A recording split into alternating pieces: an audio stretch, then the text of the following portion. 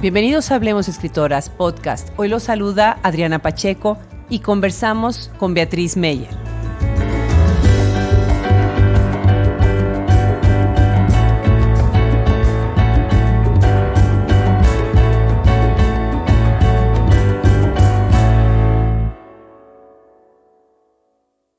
Escribir es descubrir, dice Beatriz Meyer, escritora de cuento, novela, cuento infantil, poesía, drama y gran educadora en el arte de la escritura.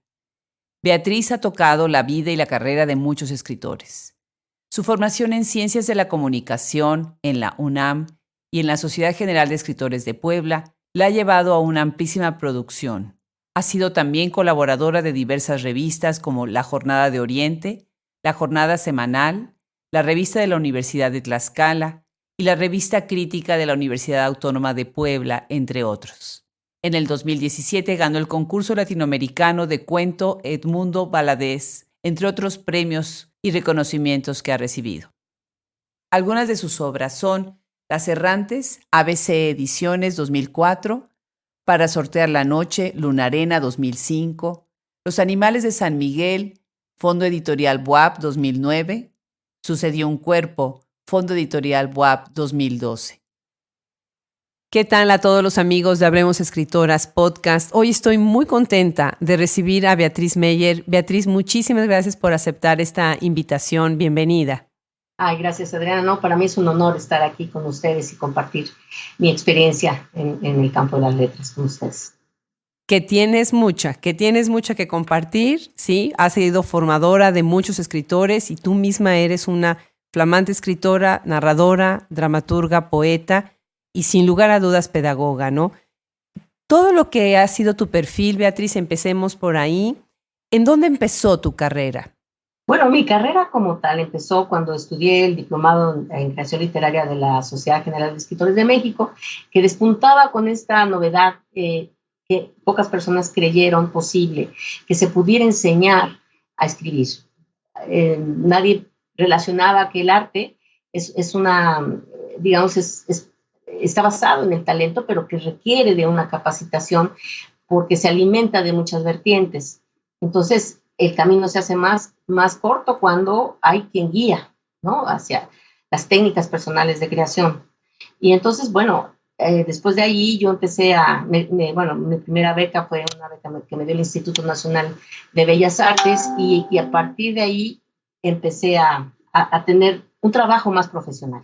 Entonces, ¿empiezas como narradora, empiezas como poeta? ¿Cuál es tu primera línea? Narradora, siempre ha sido la narrativa mi lugar de encuentro con todos mis temas.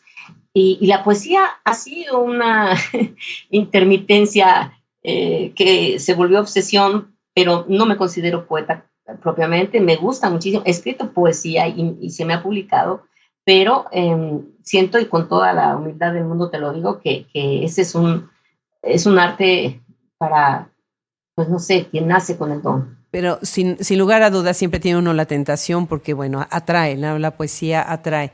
Y ahora, tras bambalinas, me contabas que eres dramaturga. Platícanos un poco sobre ese aspecto de tu obra. Sí, bueno, fíjate que es interesantísimo porque en la SOGEM justamente tuvimos las primeras generaciones, entre las que está la mía, tuvimos un entrenamiento muy importante dentro de la dramaturgia y de la creación de guiones. Entonces, la dramaturgia para mí se volvió un lugar de partida para entender cómo se dan los procesos de creación individuales, o sea, la creación individual, cómo son los procesos personales. La dramaturgia te enseña desde las bases lo que significa llevar la vida a una representación simbólica. Y eso para mí ha sido fundamental. Creo que el teatro tiene muchos problemas, tú lo sabes, para poder llegar a la escena, pero es un ámbito de desempeño muy importante para quien escribe. Yo, así consideradas obras completas, tengo nada más 3, y este año espero que se lleve a cabo la representación de la primera, fíjate. Me parece fenomenal lo que dices, porque significa llevar la vida a una representación. ¿qué más estamos haciendo cada día que está representando nuestra propia vida, ¿no?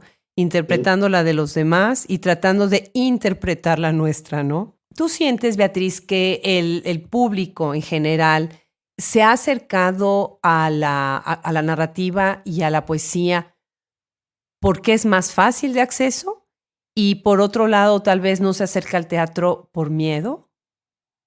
No, no creo que por miedo. Mira, el teatro pasa por periodos difíciles porque requiere mucho financiamiento.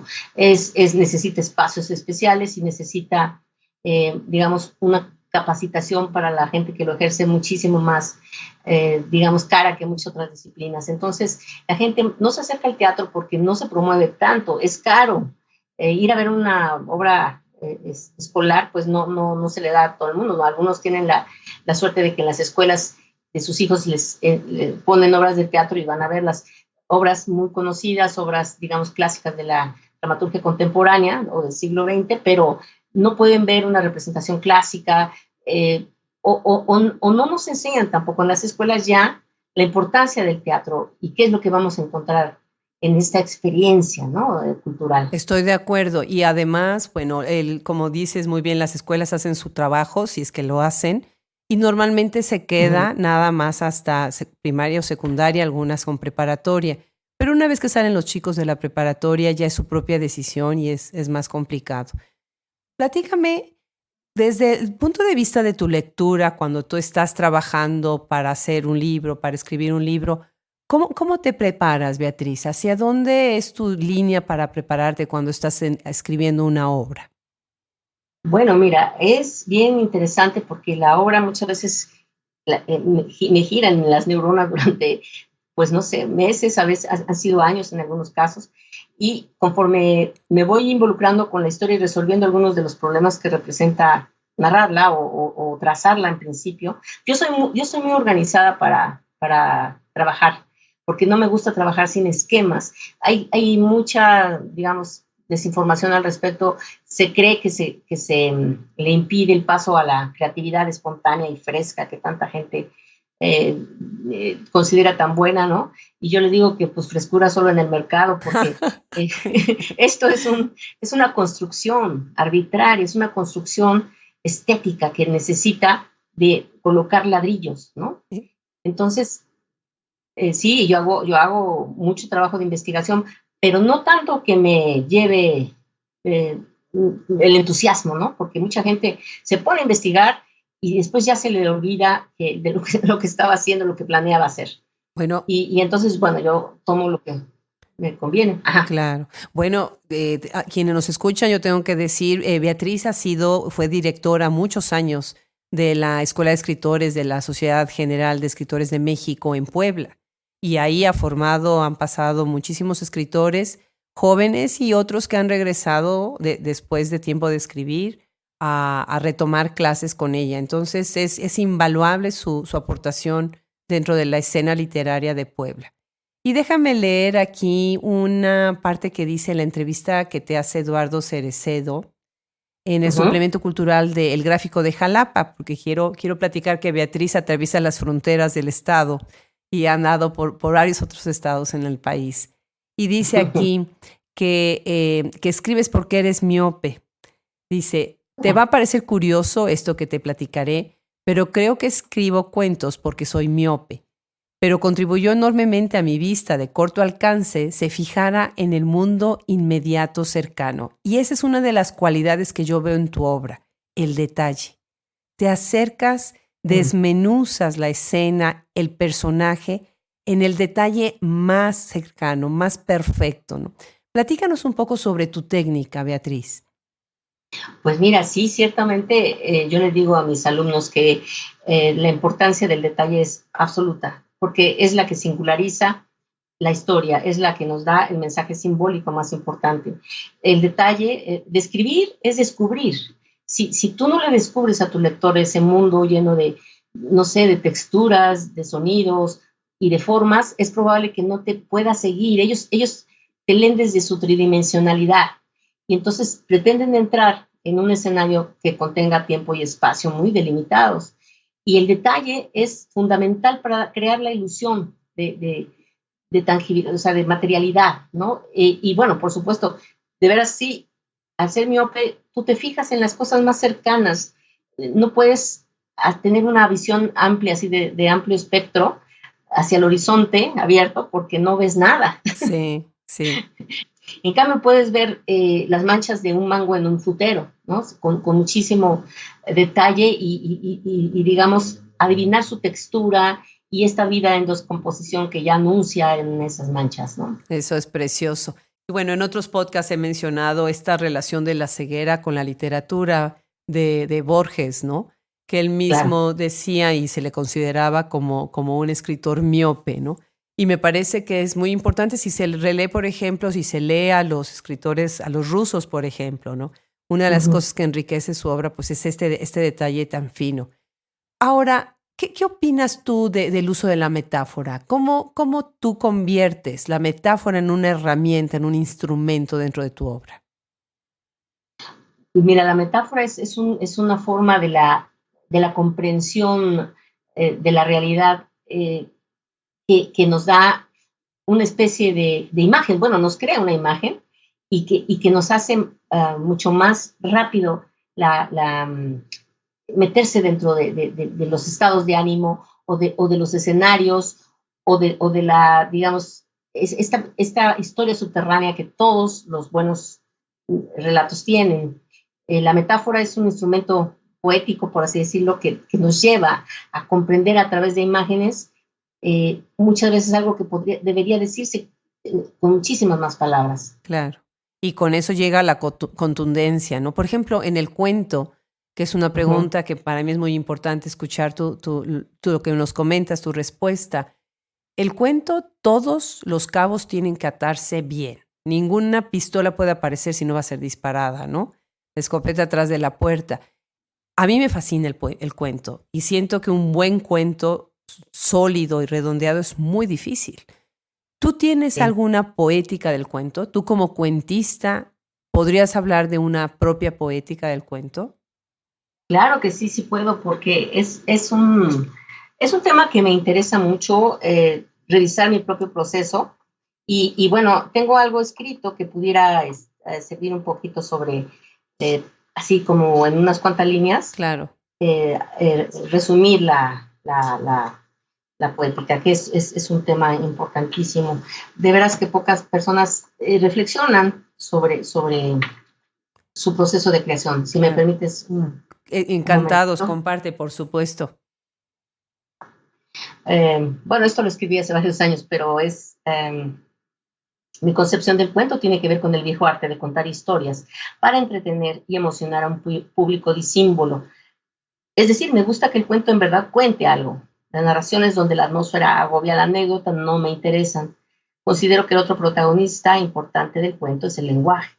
Y si un cuento cumple con estas dos condiciones, casi puedo asegurar que me enganchará.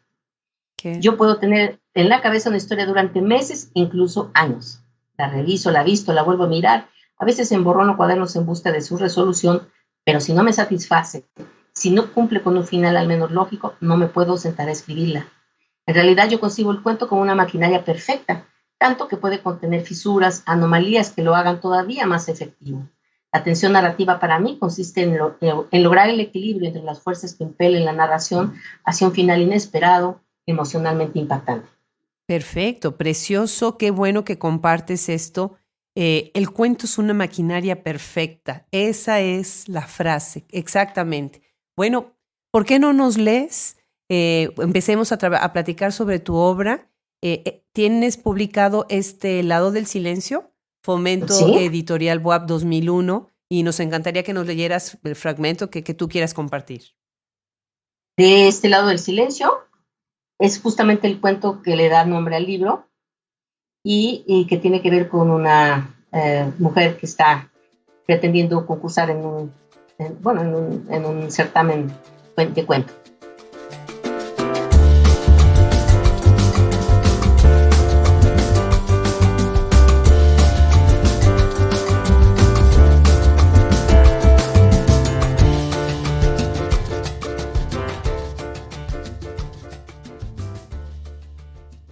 Y dice, al fin tienes en tus manos un escrito mío del que no podrás evadirte.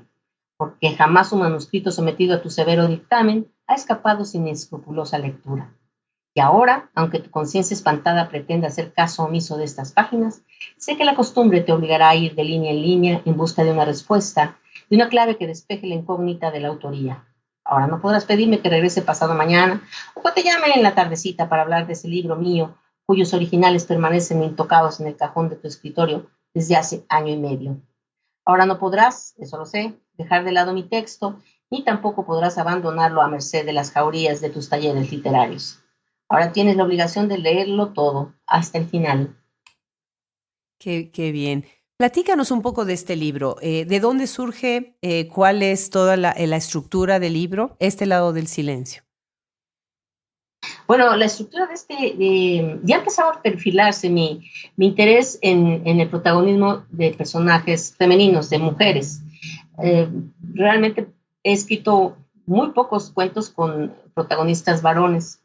Y porque el mundo de las mujeres me parece extraordinariamente atractivo. Hay muchos secretos sin revelar, hay muchas zonas de tinieblas y de sombras que nosotras nos negamos a mirar. Y es allí, en ese universo, donde yo quiero estar, donde más a gusto me siento. Y este lado del silencio habla de las, digamos, esta parte de la conversación en la que uno se sitúa para callar, porque no hay manera de pasar al otro lado, ¿no? Este lado del silencio, donde están personas inconformes, que están bien conscientes de cómo se les somete, pero no pueden hacer o dar el brinco hacia el otro lado, ¿no? Y manifestarse.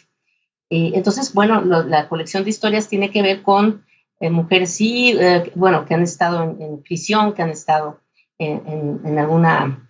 en algún momento de la vida muy, muy complicado, donde no se ha podido oír su voz. Eso es lo que te iba también a comentar precisamente, ¿no? Juegas mucho con el recurso de lo femenino en tu obra y bueno, ahora entiendo es precisamente por esto que te intriga, ¿no? Por otro lado, tienes personajes femeninos muy diferentes, ¿no? Que hablas Sí. de lo mismo, Sí. ¿no? Que estás reafirmando toda esta diferencia. ¿Cuáles son, tú crees que son las líneas de estos personajes femeninos? ¿Cuáles son algunos, no quiero llamar arquetipos porque es precisamente lo que queremos evitar, ¿no? Estos Claro. conceptos totalitarios, ¿no? Y generalizadores. Pero platícanos un poco más. ¿Cuáles son las líneas por donde tomas tus personajes femeninos? Pues mira, mis personajes femeninos suelen ser mujeres muy conscientes de su, bueno, a las que se les revela una situación, adolescentes que de pronto encuentran una situación familiar de desventaja, pero se niegan a ser víctimas, ¿no? Mujeres que están, por ejemplo, como te decía hace rato, en una situación anómala. La prisión, por ejemplo, transforma. Yo di varios años talleres literarios a las reclusas de Puebla y sí, tú notas toda esta fantasía en que se empieza a volver para ellas el mundo de afuera, ¿no? Y los pesos de la familia, el nombre de la familia, las cargas anímicas que nos agobian y que hacen muchas veces personajes muy fuertes. No necesariamente, yo estoy en contra de la victimización. Y entonces me parece que las mujeres de mis cuentos son personajes a veces crueles, a veces muy, muy motivadas a hacer de su presencia en el mundo algo importante y de peso, aunque les cueste, pues no sé, de romper con relaciones o romper con estos cartagones en los que siempre nos mete la sociedad, ¿no? Por ejemplo, las relaciones entre mujeres también, las relaciones lésbicas, las relaciones con hombres casados, todo esto que de pronto enfrentan las mujeres actuales y de lo que no se habla, ¿no? Claro. Decía Cel Cabrera que ella también estuvo en algún momento invitada para dar una plática en uno de los reclusorios de mujeres y decía que los eufemismos es algo que en lugar de ayudar, sí, trata de Claro. tapa el sol con un dedo y que a las cosas hay que llamarlas como lo que son, ¿no? Que es precisamente lo que dices tú acerca de si no ser víctimas o ser víctimas, ¿no? Así es. Interesante tu acercamiento a esto a través de los personajes femeninos. Uno de los temas que yo Sí. también veo que atraviesa tu obra es la intimidad, la cuestión de la corporalidad y la intimidad. Ujú. ¿Tú piensas que la intimidad se puede convertir en un espacio político? ¿Es un espacio político la intimidad?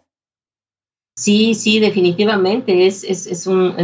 Creo que es el primario, es donde se localizan todas las contradicciones de, de- de lo, de lo que eres como ser social, ¿no? Hay un juego de poder, hay digamos, una serie de llamados, ¿no? Que te obligan a cumplir o a entregar lo que no quieres dar. La intimidad puede ser una forma de renuncia, ¿no? De renuncia a lo que tú eres. Pero también puede ser un espacio donde se gane eh, lo más preciado de la vida, ¿no? Que es el surgimiento de una conciencia, ¿no? De tu estar en el mundo. Claro, definitivamente es cuando te reconoces, Ujú. y te asimilas, ¿no? Que es tan importante por esto, este despertar a la intimidad en una cierta etapa de tu vida, ¿no? ¿Cómo se da y de qué manera uno llega a esa etapa, a ese punto? Sí, Estoy de acuerdo. Ahora, recuerdo bien, bueno, sí, tienes un libro que se llama Sucedió un cuerpo. sí, Este es Fomento Editorial BUAP.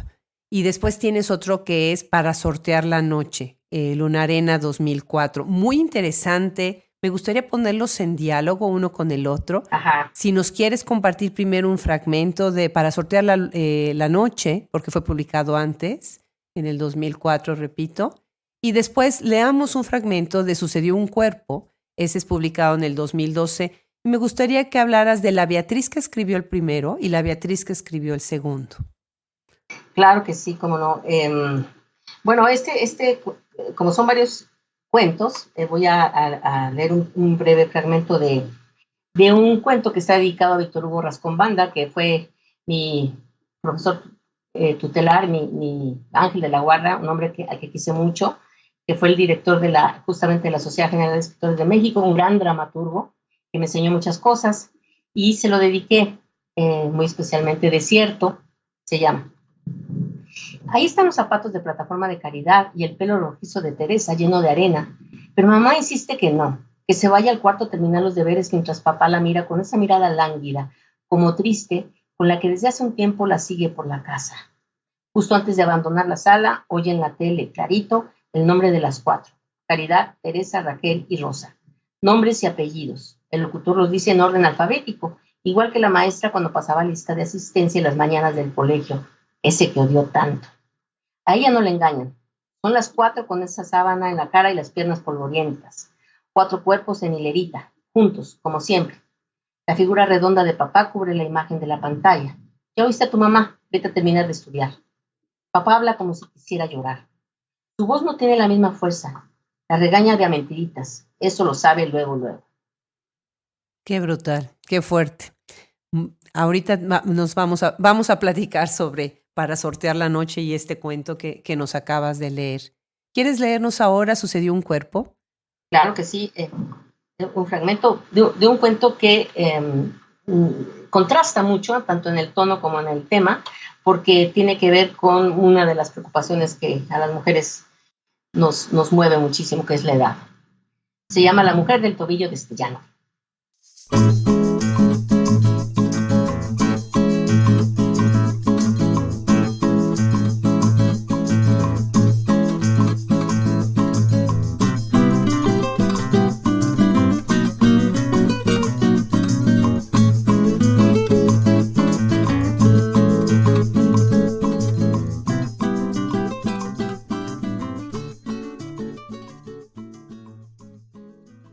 A sus 55 años, Elvira A. encontró una mañana de miércoles, mientras se duchaba, una placa de metal azuloso adherida a su tobillo derecho. Alucina, se dijo. Debe ser uno de los efectos secundarios de las hormonas de reemplazo, pensó. Se restregó con el estropajo hasta que la placa le dolió. Recordó las prótesis metálicas de su tía Perita, de aluminio y titanio. Perita se quejaba del dolor de reumas, sobre todo cuando llovía. Nada la convencía de que el metal no duele. Ahora Elvira le daba la razón. La placa le dolía. Salió de la ducha lo más rápido que pudo. Se miró en el espejo. La noche anterior se le había pasado con el ojo abierto, presa del reflujo y los bochornos. Sabía cómo se reflejaban las malas noches en su rostro. Hondas ojeras bajo los ojos y las 2 arrugas firmemente grabadas a los lados de la boca, más marcadas aún. Sus cejas, antes gruesas y espesas, se elevaban en un arco trazado con ayuda de la cosmetóloga que la había convencido de tatuarlas. Debido a la premura del baño, chorros espumosos de jabón cubrían por partes su melena, en otros tiempos envidia de sus amigas. Desde hacía ya 2 años el cabello se le había venido cayendo en lentas guedejas que invadían almohadas, toallas, el piso del baño. Increíble el retrato. Bueno, pues más preciso no se podía, ¿no? La verdad es muy, muy interesante cómo vas construyendo la escena y, pues sí, uno de los temas importantes también en la vida de, pues yo creo de hombres y de mujeres, pero las mujeres lo toman a veces más a pecho, es Sí. pues la vejez, ¿no? Los años que vienen. La experiencia, la acumulación de experiencia, digamos mejor. Platícanos, ¿quién es la Beatriz que está sentada en el 2004 escribiendo para sortear la noche y la que estuvo sentada en el 2012 para escribir Sucedió un cuerpo? Bueno, mira, es una Beatriz bien diferente entre la que escribió para sortear la noche, porque era una mujer mucho más dolida, mucho más necesitada de expresar el dolor de las pérdidas, ¿no? De la enfermedad de su hermana, de la enfermedad de su madre, en fin. Creo que estaba yo tratando de saber cómo sortear esa noche tan larga. Ya lo creo, a través de la pérdida familiar, ¿no? O de lo propio pesar familiar. Sí, y bueno, mis cuentos son bastante oscuros, digamos, ¿no? Todavía. Pero en Sucedió un cuerpo ya hay una situación más lúdica, más entregada a la corporalidad. De hecho, este es un proyecto que me financió justamente el programa de estímulos a la creación del FONCA, y es una serie de cuentos que ilustra cómo nos relacionamos las mujeres con nuestro cuerpo, ¿no?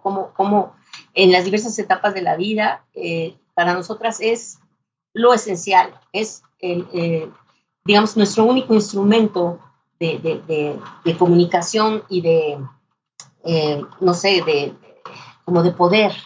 O sea, tenemos un enorme poder en nuestro cuerpo, nuestro erotismo marca caminos, ¿no? Todo lo que las mujeres tocan se erotiza, cobra vida, ¿no? Alcanza dimensiones que a veces no tenían las cosas o las personas. Y bueno, este poder es el que a mí me subyugó para hacer esta serie son 12 cuentos, en diversas épocas también, porque no están todas ellas en una sola época histórica. Y por ejemplo, ese de la mujer del tobillo destellante ocurre en una especie de futuro próximo, ¿no? En el que es posible, mediante ciertos artilugios científicos, revertir la menopausia y el envejecimiento. Y bueno, otros están situados en el siglo XVII de Puebla, por ejemplo.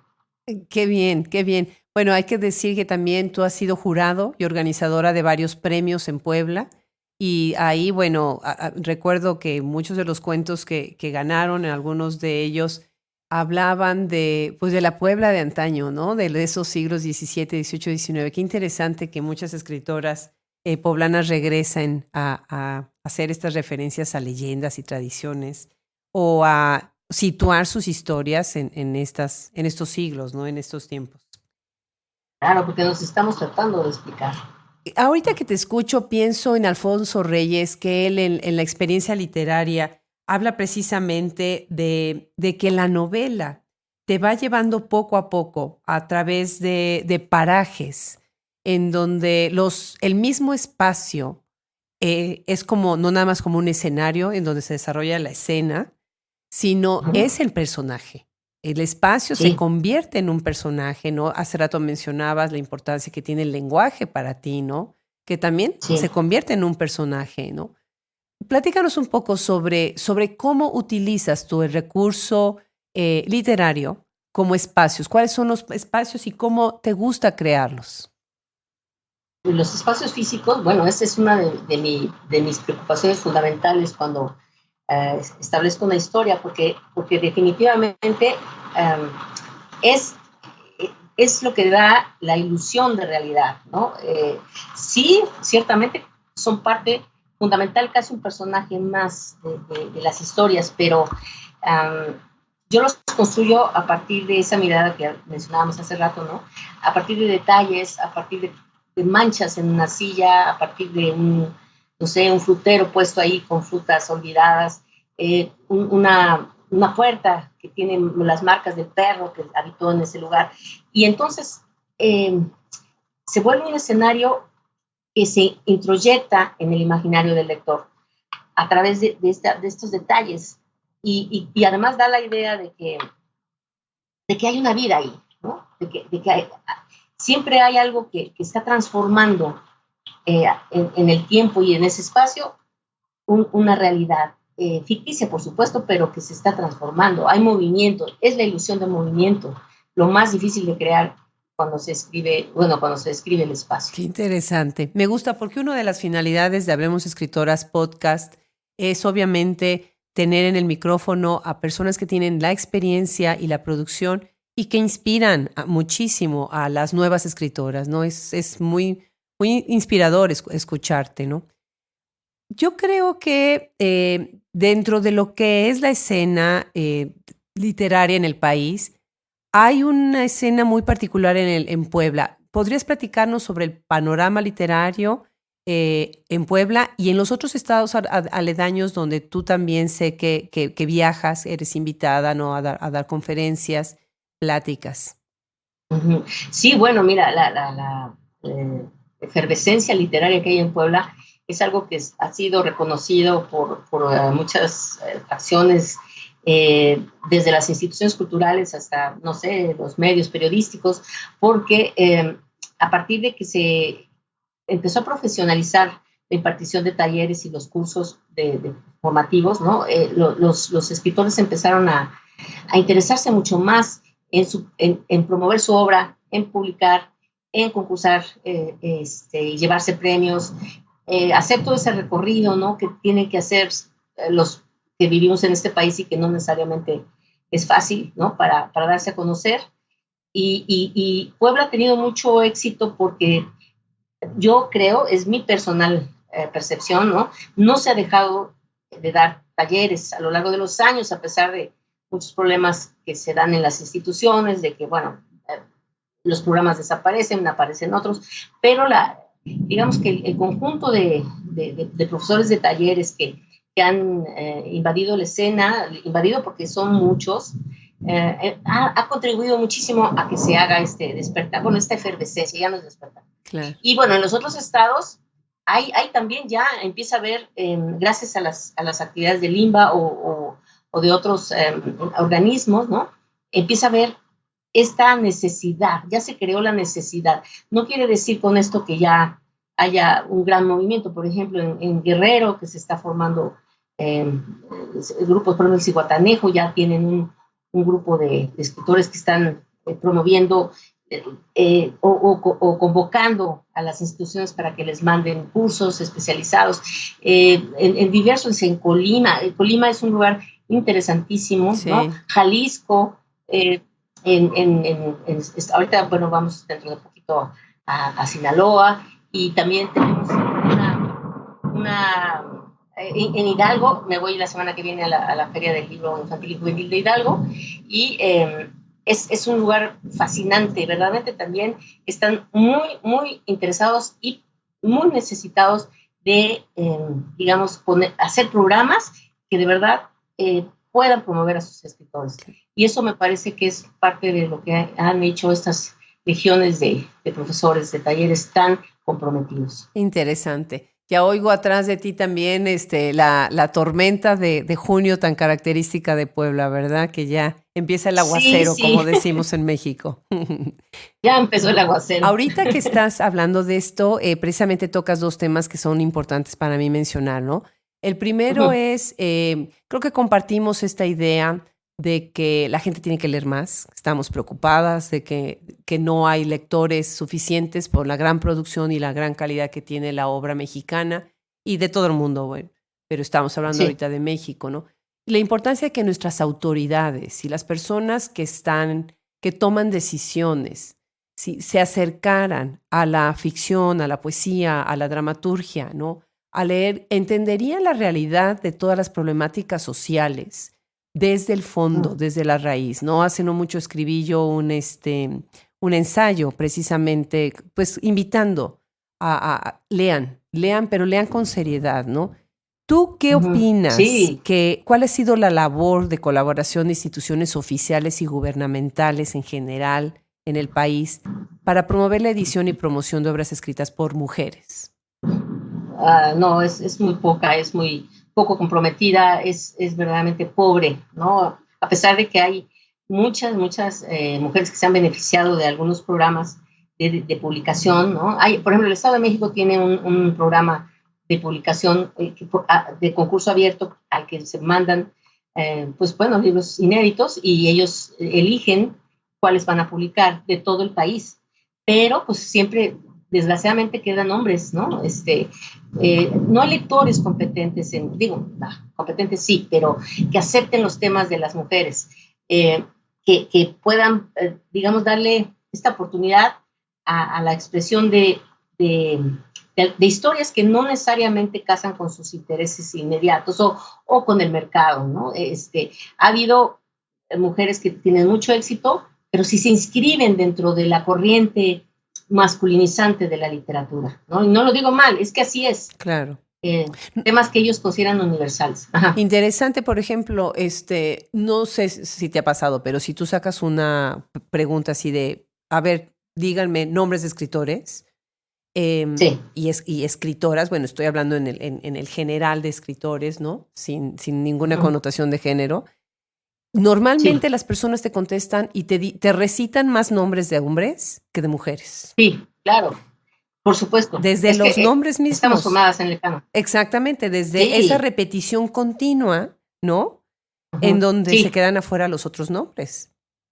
Sí, desgraciadamente, porque se jerarquiza inconscientemente, ¿no? O sea, la importancia va de los hombres y bueno, ya entonces se terminan los hombres y entonces sí, entran las mujeres. Pero no hay quien diga, a mí me causó, bueno, cambió mi vida haber leído a Virginia Woolf, ¿no? Sí, por ejemplo. Sí. Sí, es bien raro que lo digan. Claro, no, definitivo. Me gustaría hablar de un aspecto tuyo, pero antes déjenme mencionarles algunos de los premios que ha ganado Beatriz. Ella tiene el premio Quetzal, otorgado por el Estado de Puebla, en el concurso también de guión de telenovela Marie Claire, por su obra Enemigos. El concurso latinoamericano de cuento Edmundo Valadez. Ha también tenido menciones honoríficas en el concurso de cuento Gilberto Owen, que es un concurso, bueno, todos ellos, ¿no? Y es muy interesante, ¿no? Lo que acabas de mencionar también, ¿no? Los premios, cómo los pedagogos, los educadores de la escritura invitan continuamente a los escritores a competir, ¿no? Platícanos cuál ha sido, antes de pasar a la pregunta siguiente, ¿cuál ha sido el premio que más te ha significado? Ya sea porque te costó trabajo o por el logro. Mira, el premio que más me ha significado es el Premio Latinoamericano de Cuento Edmundo Valadez, porque es la primera vez que Puebla se lo llevó, se lo lleva, o sea, no solamente por eso, sino porque a mí me parece, algunos años fui jurado y sé cómo compiten los compañeros escritores de otras latitudes, sobre todo Argentina. Ganar Argentina era una labor imposible. Porque son muy buenos cuentistas. Y bueno, siempre me había yo puesto esa como meta, pero me daba miedo. Decía, no, pues es que concursar sería no sé, reafirmar mis temores de que siempre todos los creadores tenemos, ¿no? Sobre que pues mi obra no sirve o no vale la pena tomarla en cuenta en un concurso de este tamaño. Entonces siempre estuve haciendo pruebas para escribir cuentos que llegaran a ese concurso y nunca me atreví. Claro. Y entonces, en esta ocasión, corrí el último día del cierre de así en 3 días lo hice y dije, bueno, ya, va. Y lo mandé, lo llevé directamente y el policía me dijo, que tenga usted muy buena suerte. Dice, usted es la última en entregar. La última será la primera. Claro. Y bueno, pues bueno, a mí me dio muchísimo gusto. Qué bien, qué inspirador, de verdad. Bueno, pues Beatriz Meyer escribe cuentos infantiles y está muy metida en la literatura que quedamos de acuerdo, Socorro Venegas y yo, que no nos gusta llamar infantil, sino para No, niños, para mí. por la connotación negativa que puede tener la palabra infantil, ¿no? Entonces, bueno, platícanos de esta Beatriz Meyer interesada en los niños. Uy, bueno, esta Beatriz Meyer vive enamorada de los niños y de su imaginación. Ese es un reto enorme, tratar de llegar a los niños de ahora que están, bueno, muy metidos en la cultura audiovisual, ¿no? Y que de todas maneras puedes tú seducir con historias que los lleven a otras latitudes de pensamiento. Yo sí creo que los niños, y lo tengo, digamos, en mi experiencia personal, reaccionan a la palabra y reaccionan a la voz que narra, ¿no? A las historias. Les gustan mucho las historias. A los seres humanos nos seduce la narrativa de nuestra especie, ¿no? Entonces, bueno, a mí me empezó a interesar. Alguna vez me llevé también una mención honorífica en una de las ediciones del Premio de Cuento Infantil y Juvenil de la FIL, que ya ves que tiene muchísimos años. Sí, sí, cómo no. En ese entonces comandaba la selección Silvia Molina y yo quedé en segundo lugar. Bueno, era una mención honorífica. Y bueno, a partir de entonces, porque mi cuento tenía que ver con la escritura, también me gusta mucho contar historias de cómo la gente a lo largo del tiempo se ha involucrado con la escritura y la lectura. Entonces era la historia de un personaje sumerio que estaba en las escuelas de escritura, la CEDUBA, de su ciudad, ¿no? Era un muchachito que no quería aprender a escribir como le mandaba a su padre hacerlo. Y bueno, a partir de allí yo fui buscando historias que pudieran interesarme a mí, como la niña que fui alguna vez y que gustaba de leer algunas historias llenas de fantasía y de otras latitudes. Y entonces, bueno, empecé a hacer pues estas historias que en algún momento encontraron su camino hacia la publicación. Entre ellos un libro que solito llegó a manos de una editora, de la editorial Edelvives, que es una editorial española, argentina, mexicana, y le gustó el libro y me llamó, me dijo, oye, ¿no te interesaría hacer una reedición del libro? Bueno, que lo publiquemos nosotros, y pues yo encantada. Claro. Entonces, pero bueno, nunca me propuse ser escritora de cuentos para niños, pero ahora estoy, fíjate nada más, haciendo también cuentos educativos para el área educativa de Edelvives. Exacto, es lo que sé, qué interesante. ¿Y los publican entonces en dónde? ¿Cómo los distribuyen? Bueno, estos van dentro de los libros de trabajo para los alumnos y las maestras. Yo estoy en el área de preescolar, imagínate, escribo cuentos para niños de 3 años. Qué bien. Sí, es bien bonito. Y bueno, ellos responden a otras constantes, ¿no? Y bueno, distribuyen los libros, son libros de texto de auxilio para las profesoras de las escuelas, sobre todo particulares. Y bueno, así se distribuye el material. Tiene una gran distribución. Qué bien. Bueno, pues quienes nos escuchan podrán ver todos los aspectos y todo el gran espectro que puede cubrir una persona que se dedica a las letras, ¿no? Desde muchos ángulos. Ahorita que hablas de esto precisamente, me gustaría, bueno, que leas un fragmento de otro de tus libros y que nos hables un poquito más de lo que viene atrás de este libro. Se trata de Las Errantes. Las Errantes. Fue publicado por ABZ, que es una editorial del estado de Michoacán, en el 2003. Si quisieras compartirnos un fragmento y platicarnos de cómo surge y que hay una anécdota ahí muy interesante atrás de este libro. Sí, claro que sí, es una anécdota muy, muy, muy padre. Es una historia que siempre me parece importante que las niñas y los jóvenes reflexionen sobre su ser mujer, ¿no? Y bueno, se llama De la mano del viento. Dice, a las 4:30 de una madrugada lluviosa se anuncia el feliz arribo.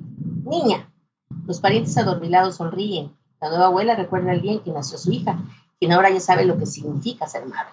Palabra infinita que tantos dolores acarrea. Solo hay una persona preocupada en la sala de espera. Es el padre, todavía atontado por el desvelo y la noticia. Niña. Y él que había apostado con los compañeros a que su primer hijo sería varón. Negros nubarrones se ciernen sobre su frente. Y luego habrá que cuidarlas de sus primos, no vaya a salir con su domingo 7. Y cuando empiece con las ventoleras de estudiar y trabajar, en una de esas ya ni se casa.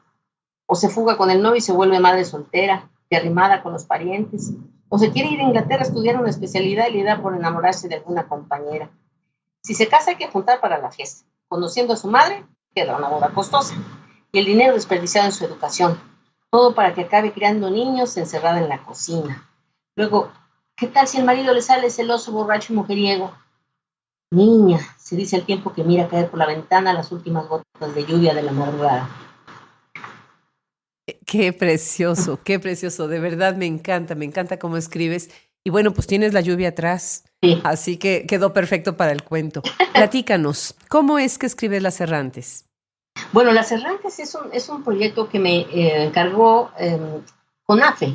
Tú sabes que usa este programa de gobierno, bueno, esta institución de gobierno, usa lecturas para la gente en situación de gran marginación en los poblados rurales. Lleva a los capacitadores a las casas directamente con la gente y les enseñan cosas, los capacitan en algunas actividades y oficios, pero también les dejan libros y les dan lecturas. Entonces esto vino a ser parte de ese programa en este año 2003, y fíjate, fue un tiraje de 35,000 ejemplares. O sea, yo creo que pocos escritores pueden tener este tiraje en un libro de cuentos. La verdad es muy, muy alto. Sí, cómo no. Y roló por todo México, pero no se dio a conocer porque era parte de un programa educativo. Déjame Y sin explicar embargo, lo que quiere decir CONAFES, Consejo Nacional de Fomento Educativo, para los que no han sí, oído las siglas. sí, perdón, sí. Y bueno, fíjate, roló tanto, llegó a Sonora, y en Sonora un periodista lo recibió de pura casualidad, y bueno, lo comentó, se empezó a platicar entre diversos grupos, ¿no?, de lectores, porque él realmente invitó a la gente a leerlo, pero pues ¿dónde se encontraba? ¿No? Él se lo regalaron en una caja de libros, y entonces pues él se dio la tarea de buscarme y de encontrarme para que yo le pudiera mandar ejemplares y pudiera él seguir difundiéndolo. Pero así son las cosas. Es decir, de ese enorme tiraje, unos cuantos se distribuyeron en el norte del país, ya con la conciencia de que eso era un libro de cuentos, no era un libro solamente como educativo, ¿no? Claro, muy interesante. Beatriz, tienes un perfil de verdad increíble y me da muchísimo gusto que hayamos conversado porque hay muchas otras cosas que se hacen y hay muchas maneras por las que se escriben.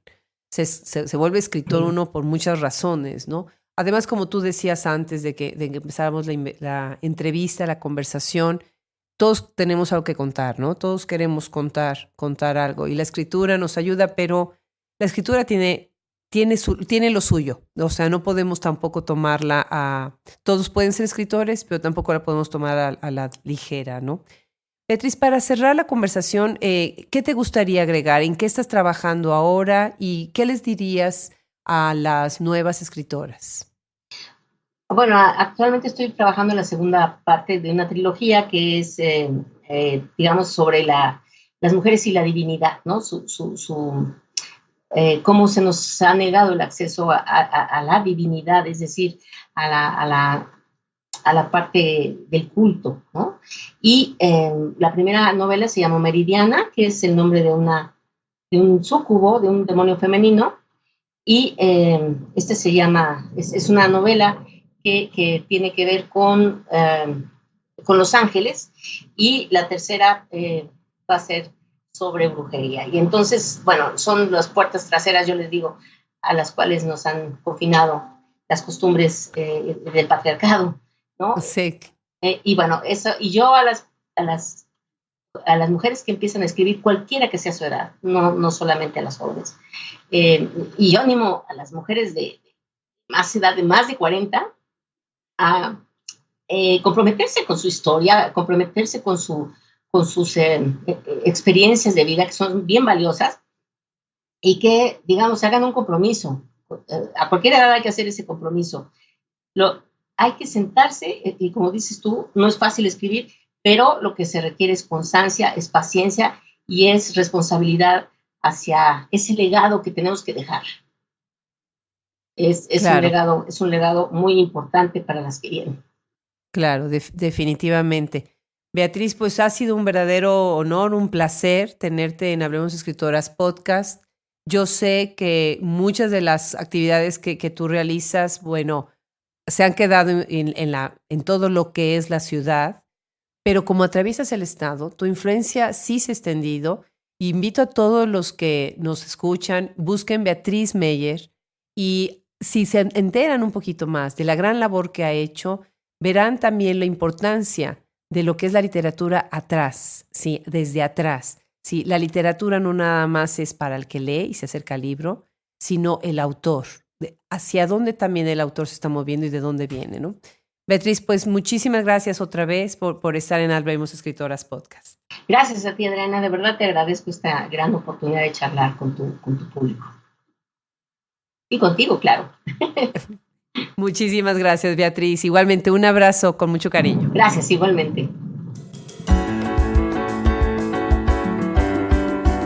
Hablemos Escritoras Podcast es un espacio para conversar con escritoras contemporáneas, para aprender sobre sus letras, las maneras de escribir y lo que significa para ellas la literatura. Acompáñenos cada semana en nuestro podcast, síganos en las redes y suscríbase a todas las alternativas que tenemos para escucharnos. En la edición, Fernando Macías Jiménez. Social Media, Andrea Macías Jiménez. Colaboración de Wilfredo Burgos Matos. Yo soy Adriana Pacheco.